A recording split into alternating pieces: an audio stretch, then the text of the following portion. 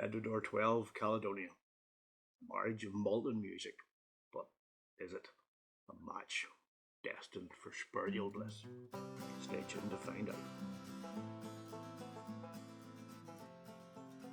What's up, whiskey lovers? I'm Big Al, and welcome to my Whiskey Straight Den. You can share a dram with me and join me on my spiritual odyssey through the wonderful world of whiskey. Now, today is review 51, but number 2 in my series featuring whiskey from the Edradour distillery in the Highlands of Scotland. And today it's a special one. It's the 12-year-old Caledonia, which is bottled at 46% ABV. It is unchill-filtered and naturally coloured. It normally comes in the mid 50 quid sort of range, though if you get the presentation package, which includes a couple of these lovely little Glencairns from the distillery, you consider maybe paying 10 quid more. Now, this whiskey is initially matured in bourbon casks and then spends the last 4 to 5 years in Oloroso sherry casks for that nice finish. And you all know that I do love a good hefty dose of Oloroso sherry influence in my whiskies. So what's special about this whiskey? Well, first of all, it's a result of a collaboration between the Edradour distillery owner Andrew Symington and famous Scottish singer-songwriter Dougie MacLean, who actually hails from around the area where the Edradour distillery is.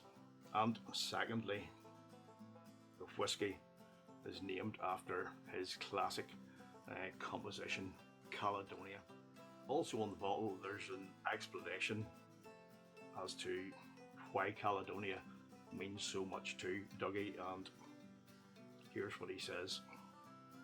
I wrote Caledonia in 1977 on a beach in Brittany, France, when I was genuinely homesick for Scotland. My life has always been based in Perthshire. For me, the location of Edradour, with its neat cluster of whitewashed buildings, traditional equipment, and employment of ancient methods of making single malt whiskey, combined with a state-of-the-art bottling facility, typify Caledonia. So it is great to be joining forces with Andrew Symington and Edradour Distillery to bring you this wonderful, rich and complex 12-year-old single malt. Now, as you know, my channel is all about sharing the whiskey experience, because after all, whiskey is all about sharing. As my good friend Alan, the whiskey friend, says, the pleasure is in the sharing.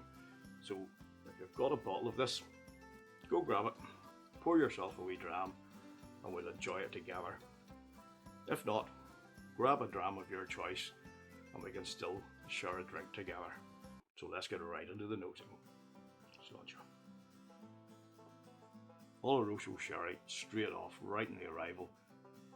No surprise there, you'll think. And that would be a fair assumption, but the sherry here, it comes across as quite juicy, and that's quite unlike what I found on the 10-year-old distillery edition in the first review in the series, which I found a wee bit more drying.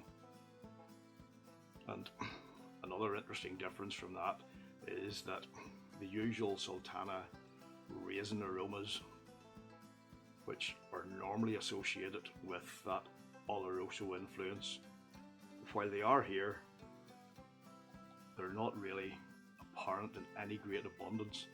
It's much more of a deep, intense nature here. It's like dates, some fig in there as well. And I think there's a wee bit of Edradour funk going on here. What that means to me and what I'm getting here is it's like a little bit of dark, dank dampness with a touch of barrel char and then a sweet, like honeyed twist on the end. It is unusual. It's a wee bit earthy and something that, if you're new to whiskey, might put you just off a little bit. This is what a certain Ralphie would probably describe as a dirty whiskey. But when he talks about dirty whiskey, when a reviewer talks about a dirty whiskey in this nature, it's a good thing, trust me. It's not because there's anything wrong with the whiskey, it's because it's a whiskey and it's like its traditional purest form. It's whiskey warts and all, so to speak. So dirty is good. So there we have it. It's a really interesting nose. It's cracking in a way. It's rich. It's full-bodied. Lots of deep, complex aromas. Really, really lovely nosing experience. So let's crack on with the tasting and see what we get there. Sláinte.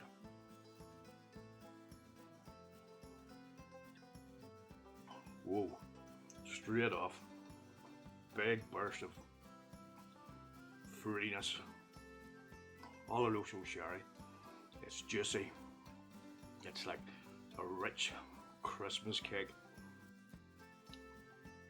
Big, strong Oloroso sherry influence, and then there's like an orange marmalade spiciness just there to give it a wee bit of a bite.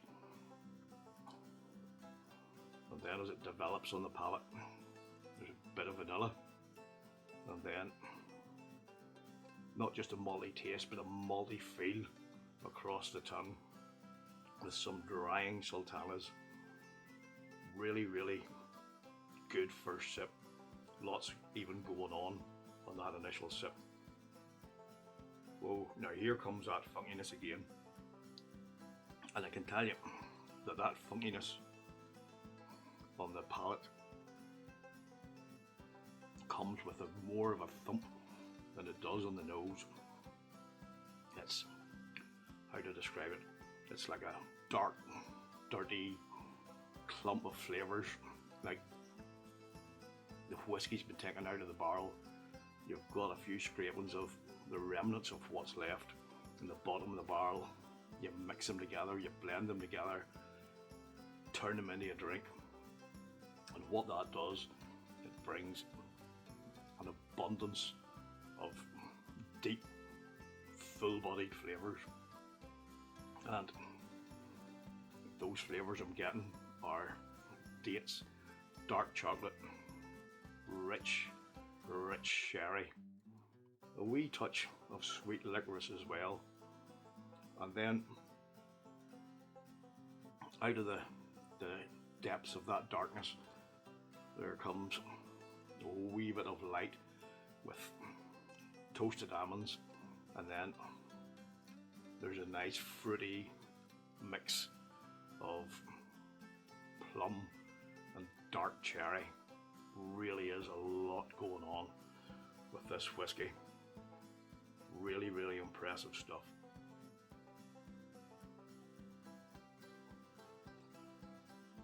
There's just so much going on here. It's a really complex whiskey. There's just a barrage of beautiful flavours in here, and they bombard the palate. All those flavours that I've initially mentioned, they're still all here, and they're just coming at you from every angle in the palate. They're there, they're lingering. It really is delightful. The finish now is coming with Oloroso sherry, and it begins a bit juicy and warming, and as it envelops the palate, then the more tannic side comes in towards the end, towards the back of the palate, and that drying element, it just keeps all those flavours locked in. And then there's a little final element, which is like a toasty wood, and then a barrel char. Oh, it's just so good. Overall, this is just a fantastic whiskey, and be rest assured that this collaboration between Andrew Symington and Dougie MacLean, and the naming of the whiskey Caledonia, is not just merely a gimmick. There's way much more to it than that, and it is a marriage of malt and music that does ensure spiritual bliss. From the presentation of the bottle right through to the production of this beautiful nectar inside it. The Caledonia whiskey, like Caledonia the song, just hits all the right notes. Two classics sharing one name, and as for my score, it's going to be a really good 92, which for me is representative of what the Edradour claim this whiskey to be. An old-fashioned whiskey for those looking for a whiskey how it used to be made. But there's much more to it than that as well, because for Edradour, used to is also the present, because their processes, the traditional way in which they do things hasn't changed, and that is the beauty of the distillery in general. This is whiskey done right, and if you're either a fan of Dougie MacLean or even just the song Caledonia, you'll be able to connect with this whiskey on an even deeper, different level. Once again, big shout out to the wonderful Edradourian Knights group on Facebook. They're whiskey enthusiasts in general, and a fantastic, knowledgeable, lovely set of people who will welcome you into the group with a welcome like no other, and they will truly inspire you on your whiskey journey. That's it until the next review, which will be the 10-year-old Straight From The Cask. Another real cracker from Edradour. But until then, look after yourselves, folks. Please take care. There's lots going on in the world at the minute. Make sure you stay safe and drink your whiskey the way